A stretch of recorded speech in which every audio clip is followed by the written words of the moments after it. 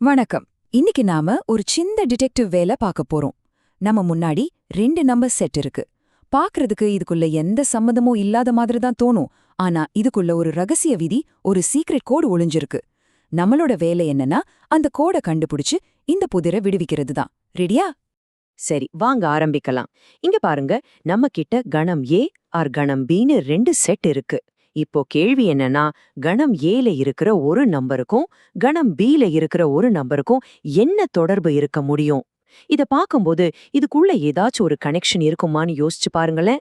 முதல் பார்வையில கொஞ்சம் கஷ்டமா தான் தெரியும். இந்த மர்மத்துக்கான ஒரே ஒரு க்ளூ இதோ. நம்ம கேஸோட முக்கியமான திறவுகோலே இதுதான். y = x+3. இது ஒரு சாதாரண ஃபார்முலாவா பார்க்காதீங்க. இதுதான் நம்ம சீக்ரெட் கோட். இந்த ஒரு துப்ப வச்சு இந்த முழு புதிரையும் நம்மால தீக்க முடியுதான்னு பார்க்கலாம். ஓகே, நமக்கு க்ளூ கிடைச்சாச்சு. இனிமேதான் அசல் வேட்டையே ஆரம்பிக்குது. இப்ப நாம என்ன பண்ண போறோம்னா, கணம் ஏல இருக்கிற ஒவ்வொரு நம்பரையும் எடுத்து நம்ம கிட்ட இருக்கிற அந்த சீக்ரெட் ரூலை அப்ளை பண்ணி அதுக்கான சரியான ஜோடி கணம் பில எங்க இருக்குன்னு கண்டுபிடிக்க போறோம். நம்மளோட இன்வெஸ்டிகேஷன் மெத்தட் பாத்தீங்கன்னா ரொம்பவே சிம்பிள், ஆனா ரொம்ப எஃபெக்டிவ். இந்த 5 ஸ்டெப்ஸை ஃபாலோ பண்ணி ஒவ்வொரு நம்பரோட கனெக்ஷனையும் நாம துல்லியமா கண்டுபிடிக்கலாம். இது ஒரு பக்காவான தேடுதல் வேட்டை.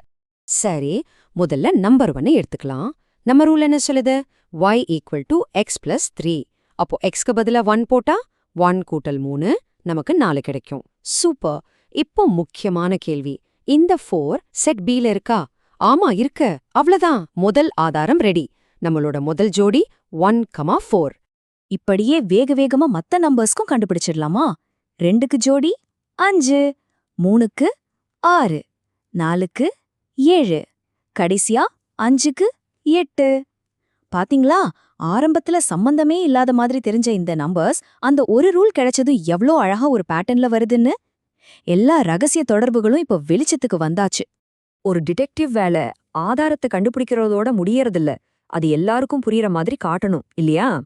வாங்க, நம்ம கண்டுபிடிச்ச இந்த ஜோடிகளை ஒரு 3 விதமான வழிகள்ல எப்படி பிரசன்ட் பண்ணலான்னு பார்க்கலாம். இதுக்கு பேரு ஆரோ டயக்ராம். ரொம்ப சிம்பிள். செட் ஏல இருக்கிற ஒவ்வொரு நம்பர்ல இருந்தும் அதுக்கு ஜோடியான செட் பில இருக்கிற நம்பருக்கு ஒரு அம்பு போகுது. பார்த்த உடனே எதுக்கு எது ஜோடின்னு பளிச்சுன்னு தெரிஞ்சிடும். இது ஒரு மேப் மாதிரி ரொம்ப தெளிவா இருக்கு. அடுத்து ரோஸ்டர் ஃபார்ம். இதை நம்ம கேஸோட ஃபைனல் ரிப்போர்ட்னு வச்சுக்கலாம். நம்ம கண்டுபிடிச்ச எல்லா ஜோடிகளையும் பிராக்கெட் போட்டு அழகா ஒரு லிஸ்டா எழுதிடுறோம். நம்மளோட எல்லா ஆதாரமும் இப்போ ஒரே இடத்துல இருக்கு. 3வது வழி கிராஃப்.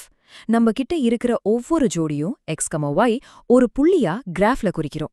இங்க பாருங்களேன், எல்லா புள்ளியும் சேர்ந்து ஒரு நேர்கோடு மாதிரி வருது. இதுவே நம்ம கண்டுபிடிச்சதுல ஒரு ஒழுங்கு இருக்குன்னு காட்டுறதுக்கான ஒரு சூப்பரான விஷுவல் ப்ரூஃப். ஓகே, நம்மளோட டிடெக்டிவ் வேலையெல்லாம் முடிஞ்சது. ஆதாரங்கள் எல்லாம் சேகரிச்சு அழகா பிரசன்ட் பண்ணிட்டோம். இப்போ நாம கண்டுபிடிச்ச விஷயங்களுக்கு அதோட சரியான கணித பெயர்களை தெரிஞ்சுக்கலாமா? முதல்ல டொமைன். ரொம்ப சிம்பிள். நம்ம எந்த நம்பர்ஸ்லேருந்து நம்ம தேடல ஆரம்பிச்சோமோ, அதாவது செட் ஏலேருந்து அந்த எல்லா நம்பர்ஸும் தான் டொமைன். சொல்லப்போனா நம்மளோட ஸ்டார்டிங் பாயிண்ட்ஸ். அடுத்து கோடொமைன். இது செட் பில இருந்த எல்லா நம்பர்ஸும் சேர்ந்தது. அதாவது பதில்கள் வர வாய்ப்பிருந்த எல்லா பாசிபிலிட்டிஸும் இதுக்குள்ளதான் இருக்கு. இதுதான் நம்ம தேடல் நடந்த முழு ஏரியா. இப்போ ரேஞ்ச். இதுதான் ரொம்ப முக்கியம். கோடொமைன்ங்கிறது எல்லா பாசிபிலிட்டிஸும். ஆனா ரேஞ்ச் அப்படி இல்ல. நம்ம விதிப்படி நமக்கு உண்மையாவே கிடைச்ச பதில்கள் மட்டும்தான் ரேஞ்ச். அதாவது உண்மையான முடிவுகள், சாத்தியக்கூறுகள் இல்ல. இந்த வித்தியாசத்தை இன்னும் சிம்பிளா சொல்லணும்னா, கோடொமைன்ங்கிறது ஒரு பெரிய குளம். அந்த குளத்துல நிறைய மீன்கள் இருக்கலாம். ஆனா ரேஞ்சுங்கிறது நம்ம தூண்டில்ல மாட்டின மீன்கள் மட்டும்தான்.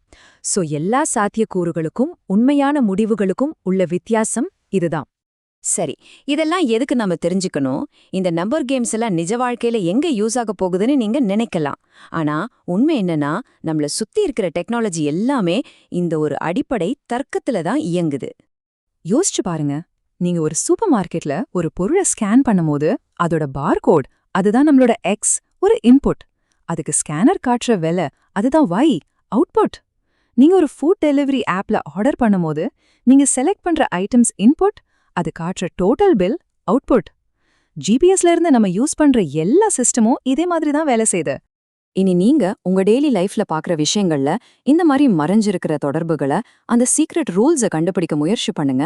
உங்க கண்ணுக்கு படுற அடுத்த சீக்ரெட் கோட் எதுவா இருக்கும் யோசிச்சு பாருங்க.